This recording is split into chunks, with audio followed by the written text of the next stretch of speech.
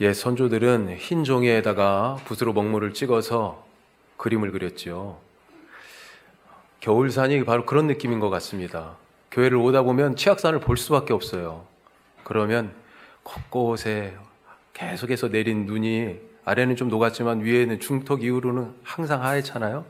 그리고 그 사이에 외롭게 그렇지만 바짝 말랐지만 꼿꼿하게 서 있는 마른 나무들, 그것들을 볼 때마다 한 폭의 수묵화와 같다, 그런 생각이 듭니다. 하지만 그 속에 생명이 숨겨져 있죠. 그 눈 아래, 그 언 땅 아래 생명이 숨어져 있고요. 도저히 이게 다 죽은 나무같이 생각되는 그 마른 가지에서 결국은 연약한 이파리들이 언 땅과 그 마른 가지를 뚫고 곧 그 연약한, 그때가 제일 예쁜 것 같아요. 색깔이 그 연한 녹색, 그 연두색으로 우리에게 인사할 날이 곧 올 것입니다.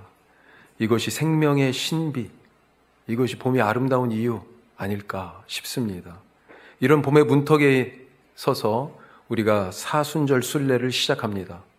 이 계절이 보여주고 또 말씀에서 배우는 생명의 신비를 우리 십자가 앞에 그리고 부활의 무덤 앞에서까지 우리가 같이 함께 경험할 수 있는 그런 은혜가 있기를 간절히 바랍니다.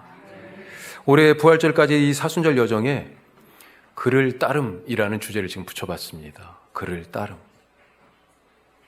이 주제를 붙들고 같이 함께 묵상하고 실천하며 예수님을 따라서 예수님과 함께 걸어보자, 이런 생각을 하고 있어요. 그런 의미에서 오늘 첫 번째 말씀, 예수님을, 주님을 따릅시다. 주님을 따르자. 자, 그를 따르자라고 했는데 왜 예수님을 따릅니까? 예수님이 길이시기 때문에 그렇습니다. 예수님이 길이어서. 우리 모두 각자 자기 인생길을 걷고 있습니다. 우리가 어디 길을 갈 때 항상 먼저 생각하는 게 뭐예요? 목적지죠. 그냥 막 갑니까? 어디를 향해서 가고 있잖아요. 어떻게 해야 그 목적지에, 내 인생의 목적지에 도착할 수 있습니까? 어떤 인생이 성공의 길을 가는 인생이에요? 예수의 길로 가야 목적지에 도착할 수 있습니다. 예수의 길과 만나지 않으면 지금 잘 가고 있는 것 같아도 끊어진 길이고 막힌 길이고 결국은 죽는 길입니다. 하지만 예수 그리스도의 길과 내 인생의 길이 만나면 지금은 막힌 것처럼 보여도 열린 길이에요. 때로는 좁고 험난해 보여도 그 길이 결국은 생명의 길이고요. 어디로 나 있어요, 결국? 하늘로 난 길이에요. 하늘로 난 길. 야곱이 그거 본 거잖아요. 야곱이 그 베델의 들판에서 길 끊어진 줄 알았잖아요. 그래 형 피해서 도망가고 있었잖아요. 형하고 같이 집에 살다가는 죽을 것 같으니까 엄마도 그걸 옆에서 보고, 야, 너 살려면 도망가야 돼, 빨리. 그 들판에서 혼자 죽은 줄, 이제 내 길은, 인생길은 끊겼다라고 하고 있을 때 하늘로 난 길을 봤어요. 하늘로 난 길을. 예수님은 이 길을 우리에게 보여주시면서 내가 곧 길이니 나를 따르라 하시면서 제자들을 부르셨습니다. 우리가 6장 말씀 읽었는데 누가복음 5장에 보면 바로 그 장면이 나와요. 제자들과 예수님의 첫 번째 만남. 마태나 마가는 그 장면을 조금 단순하게 기록하는데 중요한 표현이 있어요. 나를 따르라 하고 하는 이 말은 마태와 마가에 있습니다. 그런데 누가는 이 장면을 약간 더 살짝 다른 관점에서 나를 따르라 라고 하는 그 명시적인 표현은 없지만 그 말씀이 들어있는 거나 마찬가지예요. 하지만 조금 더 디테일을 가지고 이야기를, 그 장면을 들려주고 있습니다. 그날 베드로는 밤새도록 그물질을 했지만 빈손이었습니다. 인생길이 안 보여요. 그 밤을 도와서 일한다는 것만큼 힘든 일이 어디 있습니까? 그렇죠? 사람이 못 자고 일한다. 정말 몸 축나는 일이죠. 그렇게 밤새도록 일했지만 얻은 게 없어요. 그물을 씻어 정리하다가 한숨을 쏟아냅니다. 야, 대체 이놈의 바다는 내가 평생 동안 여기에서 배 타고 그물질했지만 알다가도 모르겠어. 어떤 날은 잘 잡혔겠죠. 하지만 정말 이렇게 아무것도 잡을 수 없는 날은 어떻게 살아야 하나 막막합니다. 노력은 배신하지 않는다. 누구는 그렇게 얘기하죠. 그런데 얼마를 더 애쓰고 노력해야 먹고 살 수 있는가? 자신이 없습니다. 정말 수고한 대로 얻는 것은 하나님의 축복이에요. 뿌린 것이 나지만 뿌린 대로 다 납니까? 콩을 심었으니 콩이 나는 건 맞지만 콩 심은 대로 그만큼 다 나요? 어떤 것은 죽고요. 어떤 것은 가망도 없고요. 어떤 것은 조금 나다가 말고요. 씨 뿌리는 자의 비유가 바로 그런 거잖아요. 네. 뿌려진 대로 다 30배, 60배, 100배 결실하는 게 아니에요. 수고한 만큼 얻을 수 있다는 거 정말 하나님의 큰 축복입니다. 네. 그런데 지금 베드로는요, 이렇게 밤새도록 노력을 쏟아부었는데 수백 번을 지금 던졌을 거예요. 그런데 이 배가 지금 비어 있어요. 그때 어디선가 수많은 무리들이 바닷가에 옵니다. 그릇을 씻고 한숨 쉬면서 이게 정리하느라 정신이 없었는데 아침이에요. 밤새도록 일했으니까. 그런데 이 아침에 어디서 이렇게 많은 사람들이 갑자기 보니까 정신 차려 보니까 사람들이 와 여기 해변가에 다 왔어요. 그 중에 한 사람이 갑자기 베드로의 배에 올라탑니다. 그러면서 육지에서 조금만 띄워줄 수 있냐고 부탁을 해요. 엄격결에 베드로가 자기 배에 이 사람을 태우고 육지에서 배를 조금 움직여서 띄웠습니다. 그랬더니 이 사람이 배에서 해변가에 앉은 사람들을 보고 이야기를 하는 거예요. 얼마가 지났을까요? 말하기를 마친 그 사람이 베드로에게 얘기합니다. 저기 깊은 데로 가서 그물을 한번 던져보면 어때요? 어떤 일이 일어났습니까? 그물이 찢어질 정도로 고기를 잡았습니다. 그때 베드로가 번쩍한 거예요. 번쩍. 네? 길이 보이는 거예요. 어떤 길이? 야, 이 사람하고 동업하면 대박 나겠어. 사업 성공의 길이 보였습니까? 이제 우리 식구들 먹고 사는 거 걱정 없어. 내 자식들. 야, 아빠가 이제 많이 벌 수 있어. 이제 우리 먹고 살 길이 보인 거예요? 아니, 이 양반이 찍어준 저 깊은 곳, 나도 몰랐던 이 갈릴리 바다의 핫스팟이구나. 그거 알아서 번쩍한 겁니까? 아니죠. 이미 누구보다도 가깝게 자기 배에 예수님을 태우고 예수님의 말씀을 듣고 있었어요. 들었어요. 그때부터 길이 보이지 않았을까요? 조금씩? 어떤 길이요? 하늘길이. 내가 땅에서 지금 걷고 있지만 하늘길이 보이기 시작해요. 내가 그렇게 했었지만 야, 이거 갖고 내가 먹고 살 수 있어. 이거 일하면 일할수록 죽겠어요 지금. 하지만 살 길이, 생명길이 보여요. 진리의 길이, 내 인생의 길이 만나야 할 예수의 길이 보이기 시작했던 거예요. 그런데 그것이 마치 항아리에 물 붓듯이 막 그렇게 차 올라가다가 깊은 데로 가서 그물을 내려라 하는 말을 듣고 가서 내렸더니 고기가 잡힌 것을 보고 이 항아리가 넘쳐버리는 거죠. 맞아. 여기 이분이 길이구나. 이분이.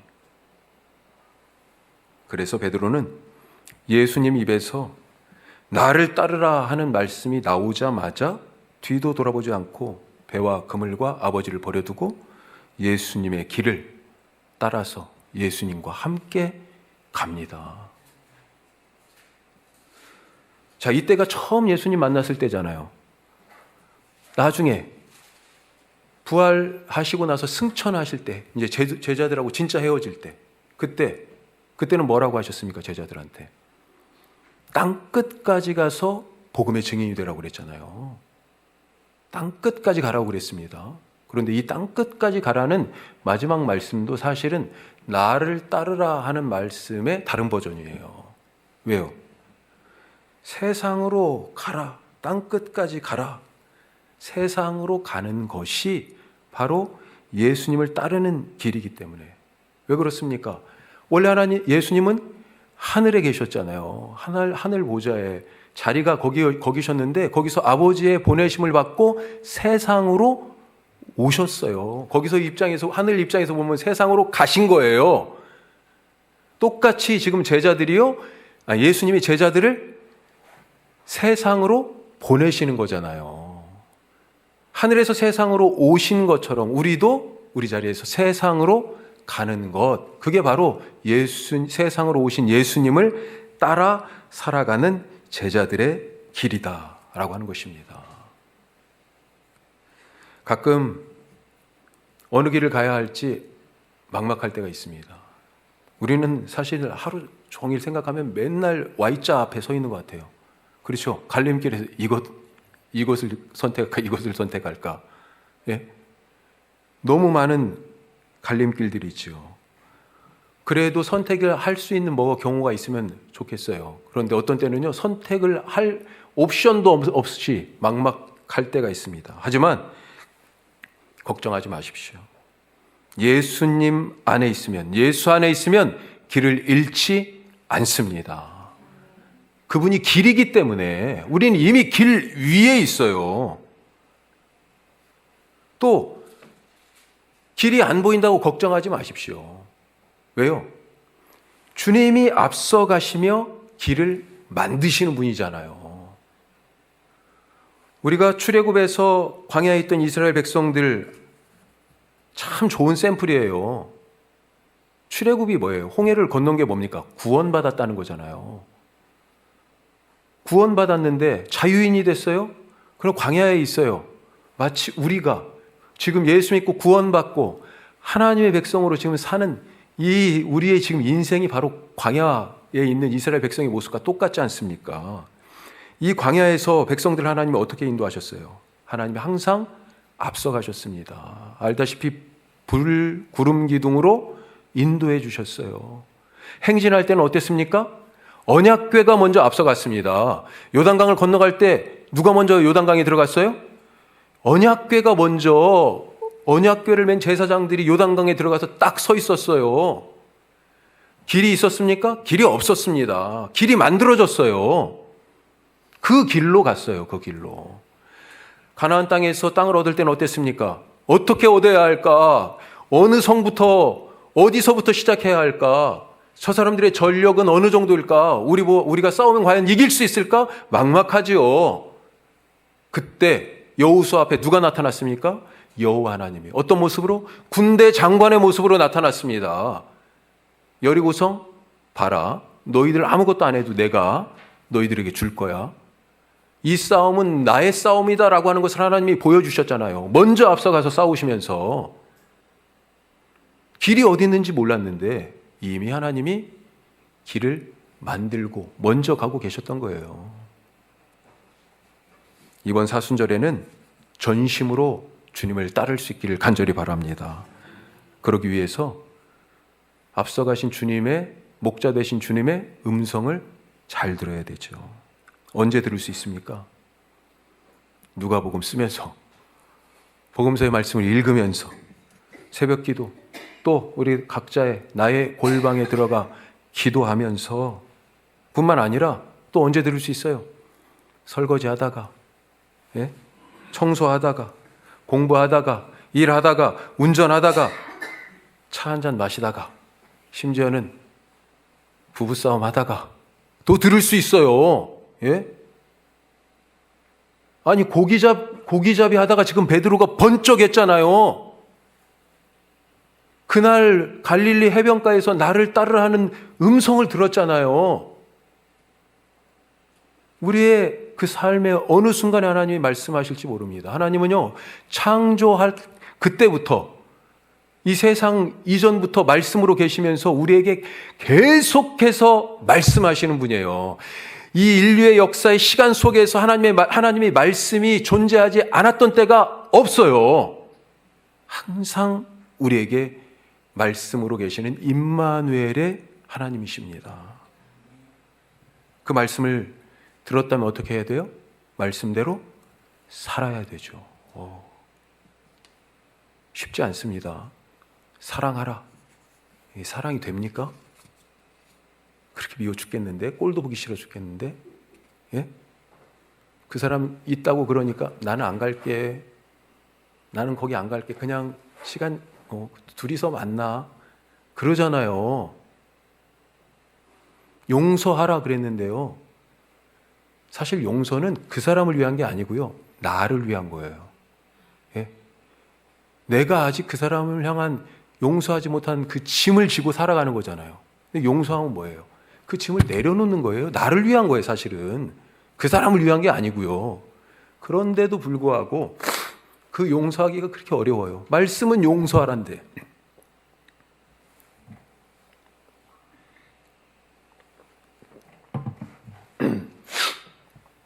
자, 오늘 두 번째 말씀 같이 합시다.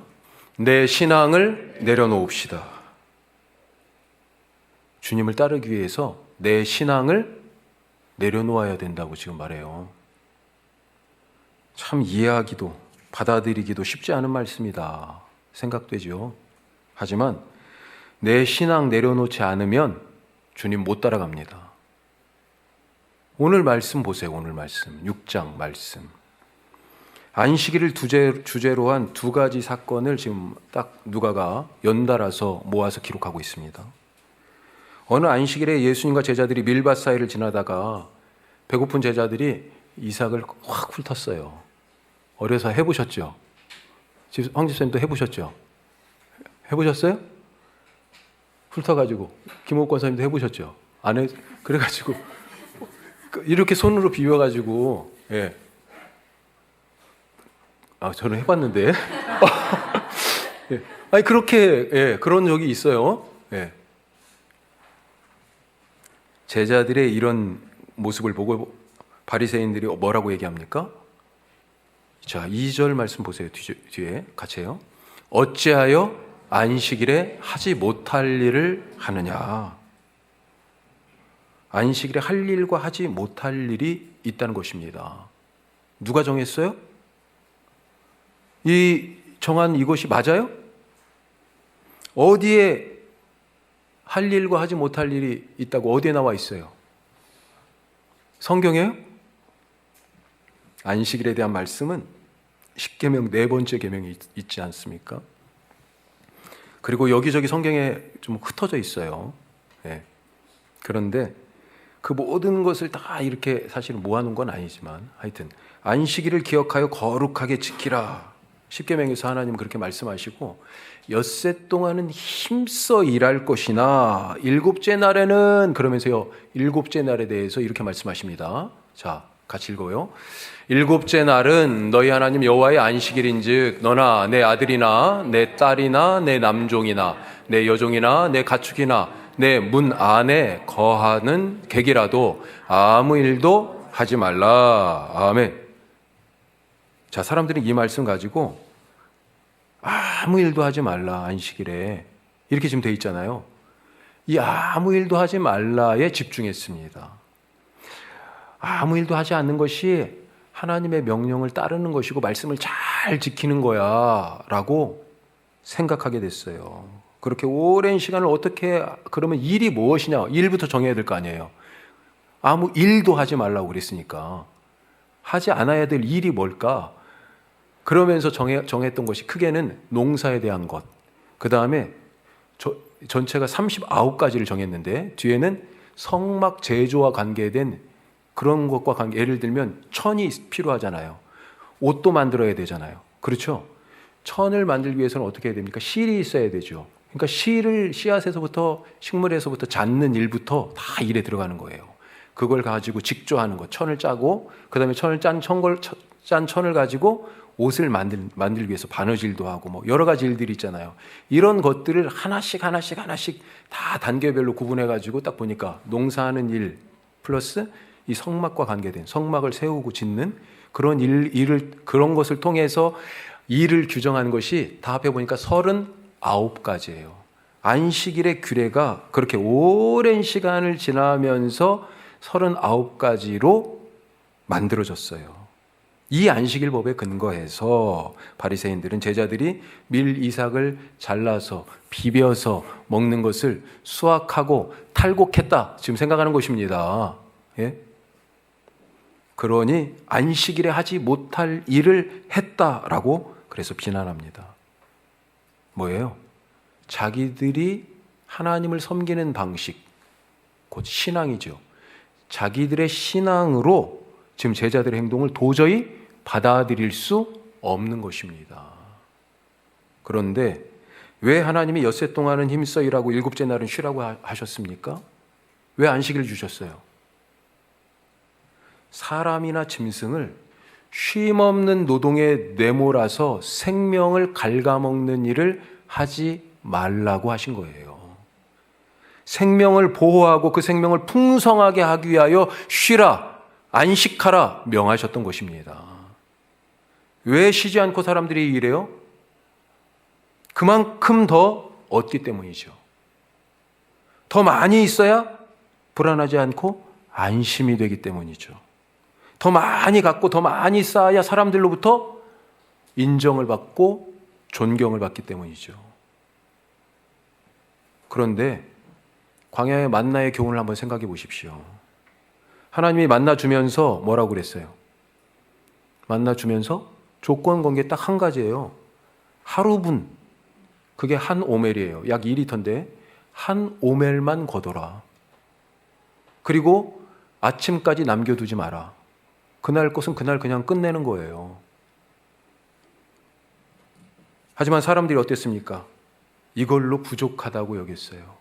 누구는 더 얻었고요. 예?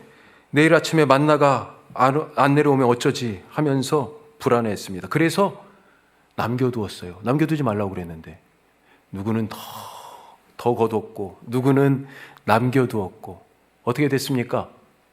그 여분의 것이 그렇죠. 썩어버렸습니다. 벌레가 생겼어요. 냄새납니다. 못 먹어요. 또 여섯째 날에는 만나를 이틀치를 주셨다고 돼 있어요. 정말 이 동화 같은 얘기인데 우리에게 시사하는 바가 너무 커요. 이틀치를 주셨어. 일곱째 날 안식일이니까 그날은 쉬라고 말씀하시면서요. 여섯째 날 이틀치를 주셨는데 일곱째 날 그 안식일에 어제 다 받아놓고 만나를 거들어 또 나가. 예? 왔나 내렸을 거야 기대하면서. 왜 이 사람들은 쉬라는 날 나가가지고 일을 더한 것입니까? 부지런해서요? 아닙니다. 불안해서 그랬어요. 하나님을 믿지 못해서. 또 무엇 때문에 그랬어요? 아니 만나를 딱 원래 거뒀는데 보니까 아직도 만나가 남아있어. 나는 내 거 딱 한 오멜 딱 거뒀는데 뭐 하고 싶어요? 더 여기 더 아직도 뭐 많이 있는데 탐욕 때문에. 모든 죄의 시작은 어디에 있어요? 욕심이잖아요. 욕심이 잉태하여 죄를 낳고 죄가 자라서 사망을 낳는다. 있는데도 불구하고 더 쌓아놓고 싶은 욕심. 심지어 권력자들은 어땠습니까? 힘으로 눌러가지고 자기 백성이나 종들이나 심지어 가축까지도 쉼없는 노동으로 내몰았습니다. 이스라엘 백성들이 바로 홍해를 건너기 전에 그렇게 살았잖아요. 이집트에서 안식 없는 삶을 살았어요. 그렇게 쉼없는 노동으로 내몰리면서 쉬지도 못하고 죽도록 진흙을 이기고 그것을 반죽해가지고 벽돌을 찍어서 바로가 원하는 도시를 만들었어요. 그 도시에 자기들의 인생, 자기들의 건강, 자기들의 미래, 자기들의 가정, 자기 인생 모두를 갈아 넣었어요. 하나님 그거 하지 말라고요. 그거 하지 말라고. 그렇게 생명을 갉아먹는 짓을 하지 말라고 안식하라 그랬습니다. 바로가 자기의 탐욕을 세우기 위하여 왕으로서의 자기 그 권위를 이 우람한 도시를 통하여 보여주고 싶어서 다른 사람의 생명을 갉아먹으면서 도시를 건설하는데 쉬지 않고 노동하도록 그들을 내몰았다고요. 하나님이 거기에서 이 이스라엘 백성들을 구원하신 것입니다. 안식 없는 그 땅에서 안식의 땅으로 옮긴 거예요. 그게 바로 하나님의 출애굽 구원이에요. 구원. 안식일은 사람을 위해서 그 생명을 풍성하게 하기 위해서 주신 거예요. 자, 그런데 이런 원래의 뜻은 간과한 채 아무 일도 하지 말라는 그 문자에 집착해서 안식일에 하지 말아야 할 거 39가지를 딱 정해놓고 이것이 안식일을 거룩하게 지키라는 하나님의 계명을 지키는 것이야 라고 믿었던 것입니다. 바리새인들은. 이게 바리새인들의 신앙이에요. 그런데 이 신앙으로 지금 뭐 하고 있습니까? 오늘 우리가 읽은 말씀. 배고픈 사람을 지금 나몰라라 하고 방치하고 있습니다. 평생을 오그라든 손으로 그렇게 살고 있던 이 사람, 손 펴지는 것을 보고 열받아 하고 있어요. 그것을 오히려 방해하며 비난하고 있습니다. 우리에게 참된 안식, 구원을 가져오신 예수님께 지금 바리새인들이 저 하나님의 말씀, 하나님의 법을 파괴하는 자야 손가락질하고 있어요. 바리새인들은 하나님 말씀을 지킨다고 하나님에게서 멀어지고 있고요. 안식일을 지킨다고 안식일의 주인이신 분에게 지금 대들고 있습니다. 그렇게 자기 신앙 지키려다 믿음의 줄을 십자가에 못 박았고 돌로 만든 성전을 지킨다고 성전 자체이신 예수님을 죽여버렸습니다. 너무 열심히 믿어서 예수님을 죽인 거예요. 바리새인처럼 열심히 있는 신앙생활의 모습을 가진 사람들이 어디 있습니까? 그들의 신앙생활 모습이 어때요? 누가 하루 3번씩 기도하고 우리 중에 누가 일주일에 2번씩 금식합니까? 나의 골방에 들어갑시다 하는데 골방에 들어가고 계세요? 그 한 번이라도? 3번씩이나 기도한다니까 정기적으로 하루에 3번. 세리하고 기도하러 올라갔을 때 바리새인이 뭐라고 그랬어요? 나는 11조도 매일매일 구제도 잘합니다. 그렇게 얘기했어요. 이 사람들 나름이 아니죠. 누구보다 신앙 잘 지키고 하나님 앞에 말씀대로 살려고 애쓰는 사람들입니다. 그런데 이 신앙으로 예수님을 십자가에 못 박았어요. 예수님을 따라가야 하는데 예수님 보고 자기들 안 따라온다고 예수님을 미워하고 죽였어요. 복음서를 잘 보시기 바랍니다. 세리나 창기 같은 그런 죄인들과 바리새인, 누가 더 구원받기 쉬웠습니까? 차라리 죄인들이요, 예수님 앞에 나오는 게 더 쉬웠어요. 바리새인이나 율법학자라는 서기관들을 오히려 예수님 앞에 못 나왔어요. 나와서는 뭐예요? 자꾸 예수님하고 따져. 그게 성전에서 예수님이 돌아가시기 전에 마지막에 계속해서 하던 논쟁들이잖아요. 부활이 어딨어? 사두개인들은 그러고요. 가장 큰 계명이 뭐야? 얘기하고요. 무슨 권위로 네가 이런 일을 해?